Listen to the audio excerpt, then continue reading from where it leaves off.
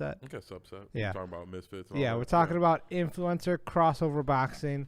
Obviously Jake Paul's. I will say for the casual fan is 100% in the lead for that. He's the runner. He's the face of it. He just did Tommy Fury, and that was estimated to do about 800,000 pay-per-views. Not bad. But the point I want to bring up with this is I'm a little more knowledgeable in this because I grew up in the YouTuber era and stuff like that. So I know the storylines more so and stuff like that. But regarding Jake Paul, is like I don't like him. No one, not a lot of people like him, but he, like Sean was saying, is like he talks that shit. He picks good fights or like markets the fights well. Like we initially like, oh, Jake will beat him, and then he like does this crazy marketing or like smart marketing was like, well, he's bringing up all these other facts, and then we kind of start teetering and makes it an entertaining fight. Except the Tyron Woodley 2 fight, that was a pretty boring fight, and Tyron was winning that, but he just Wasn't he a replacement though for Tommy Fury or something? Yeah. So I guess Yeah. kind of give him time. Yeah, but yeah. Anyways, so Jake has his great draw and stuff, and then also with Misfits, that's the biggest promotion right now. I have some little drama I want to bring up in a minute regarding what they're doing with the influencer crossover boxing, but they've built all these great. They've picked the best entertainers who are willing to fight, and they pair them up properly. Like obviously, KSI is the biggest UK draw you can get. So he always sells at Wembley no matter what he does. I'm trying to think of a fight. Oh, obviously Logan Paul KSI. That was a huge thing. That was a big, huge thing. That was kind of the start of this all on the mainstream level. Shout out to Zone for putting them on. But in the internet, social media area, they put all these fights together perfectly. They make the storylines, and like you were saying regarding the UFC, they put these fighters together and make sure they fight, and they don't let them like weasel out and do. Think of a scrub like Aiden Ross versus Logan Paul. You know what I mean? Like it's a Logan Paul warm-up fight. Obviously, that's different weight classes, but you get the point I'm trying to make. Yeah, I understand. That's just how boxing is now. I feel like every time it's some guy beating up on some dude. Yeah, and I'm glad Misfits Misfits mainly is kind of taking the lead. It's taking charge and making sure everyone stays in one area, and they only have one belt. It's the Misfits belt, which is fine. I don't really care. Who has it? KSI? Yeah. KSI, and then there's a few belts, and it's all different weight classes, obviously, but there's several belts in weight classes, but it's all Misfits within that weight class, which is good.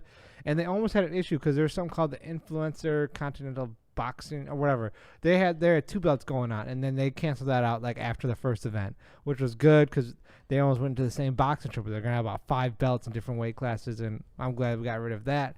But they actually are having some recent things, issues, I like to call it, possible issues that boxing already has. And I want you to get your thoughts on this once I finish up here.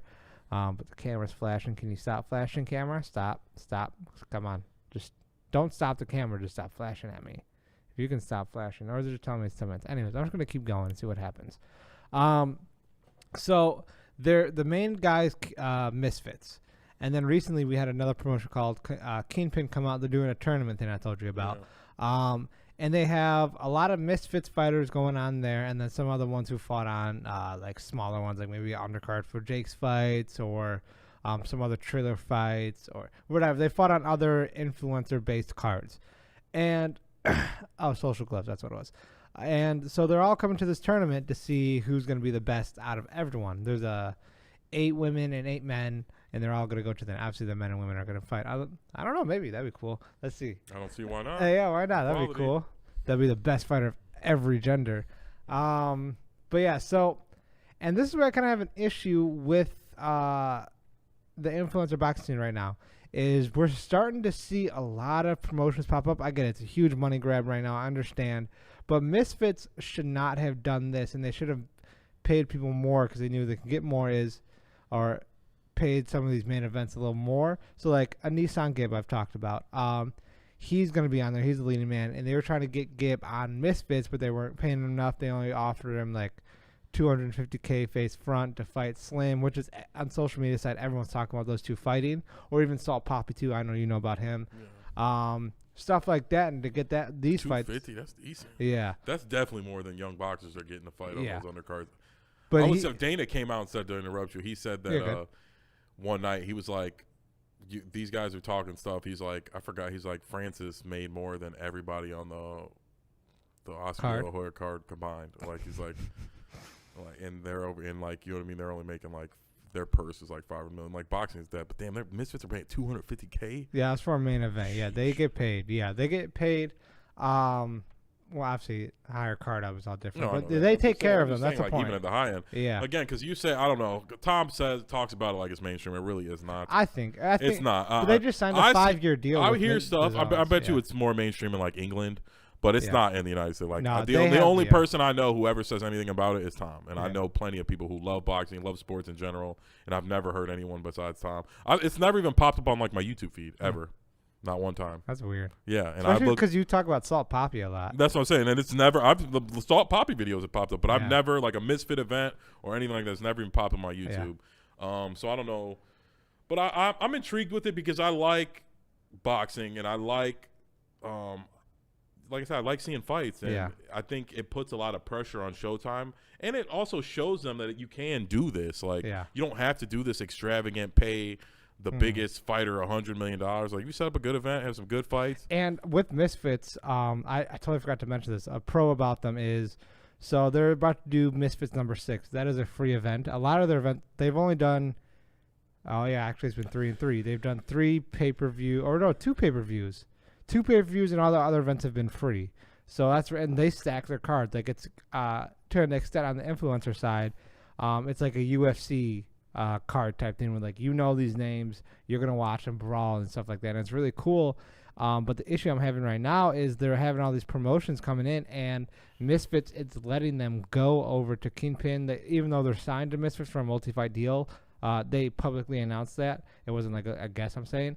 And then they went over. They allowed Kingpin to have rent out their fighters. So I don't know. I have both sides to think of, but what would you think about that in general? Like, should they allow some of their big name fighters go over there to fight on another promotion, let them rent out? No, I would say no. I would tell Kingpin, like, hey, if you want to do something like that, you guys get a champion and come fight on the Misfits card. I always thought that UFC should do that, but I think Dana's trying to smother them out. Keep it in-house. Keep it in-house? No, I just think he's trying to smother them out, and I think any attention for them is good attention. So even if their champion went over there and got his ass kicked in the UFC, Dana's looking at it like, I just help promote their brand. Like, and like Dana doesn't discuss them, but I would say I'm against it. I wouldn't let any of your guys fight under a different promotion. And like I said, unless, like I said, you want to come do that over here, like, hey, we'll do your tournament on our promotion. Yeah, and we'll, you know what I mean? Hey, you can throw a few guys in it, and it'll be the Misfits X Kingpin. Or the Misfits tournament sponsored by Kingpin or you know what I mean, something like that. That's what I would do. But yeah, does it seem silly? I'm guessing they're thinking we'll just get more influencers. Yeah, because they've this Misfits event number 6. I don't think I'm gonna watch the thing, but the main event is Le'Veon Bell and then JMX, so that'll be an interesting fight. But excuse me. Ooh, excuse me. There we go. Where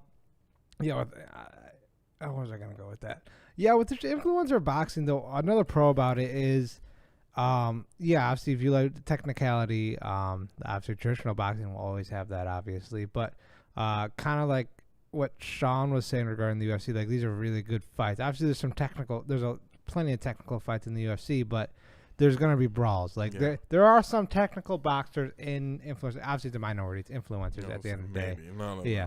Like a couple. KSI's like Jake's like the most technical one. He's very sloppy. Jake, Salt Poppy. Salt Poppy isn't very technical. He's just got hands. Yeah, but he's got terrible. Like the way he holds his hands up is terrible. The way he moves is really flat-footed. Like. He would get knocked the fuck out. I'm saying out of the scene. No, but it is entertaining. I like a fight. A fight is a fight to me. And that's where they come in with and there is a place in this. I always thought rappers should be doing this. That'd be amazing. But they're too pussy. They don't want to look like, they don't want to get knocked. Their image would be ruined. They have the same fears traditional boxers do with their egos. Yes, they can't. There can't be one video of them get knocked out, because then all the tough shit they were talking doesn't count. I mean, if 6ix9ine just got jumped, he should definitely do a boxing. I don't know why 6ix9ine definitely should. I think he's one of the people who wouldn't care. Take it on the chin. Take it like a man and just say, you wouldn't get in there, pussy. So fucking, That would be. I would pay $85 for Yes. that. I would pay that. I would 6ix9ine call that guy out who stomped him out. Yes. Oh my God. $84.99. Put that on the Garcia. And then they just arrest them at the fight. Yes. They let him walk out of the ring. They just You've been 6ix9ine. served. This Yeah. is him, Your Honor. They just arrest him. That'd be awesome. Oh. See that they definitely knew that. I don't know why entertainers didn't do it, but Misfit is showing a way, and I hope Showtime takes heed of this. Some of these podcasts and use some of the like. Some of these kids got good ideas. You can't always stay with the time, like do what you used to be doing. It's not working anymore. It's time to get with the times. Like I said, hire some of these kids and say, hey, you know what I mean? Help us out. How about this? We'll do a deal with the Misfits. You know what I mean? Y'all get 1-2 fights on the card. You know what I mean? Maybe not the main event, but the co-main event will be one of your guys' little crappy fights. Yeah. And I was about to say, is like you could put. I mean, they probably wouldn't do this because of their names, but just for the sake of argument, you could put Jake Paul and KSI on that undercard for Garcia and something like that would be a good Davis. example. Yeah, something like that where it's like everybody wins. Like all these guys you don't need to be the main event. You're not the main event. No. And you're not and the only way to get to being the main event is by putting in the work anyway. Yeah. And then eventually you will be. But these guys need to more so start working. Boxers in general need to be working together to make money instead of being like, I need to be the highest paid boxer. It's like, no, you all work together and you just have the best pay-per-view and then you all make money. And it's funny that you say that because I want to say this one thing before we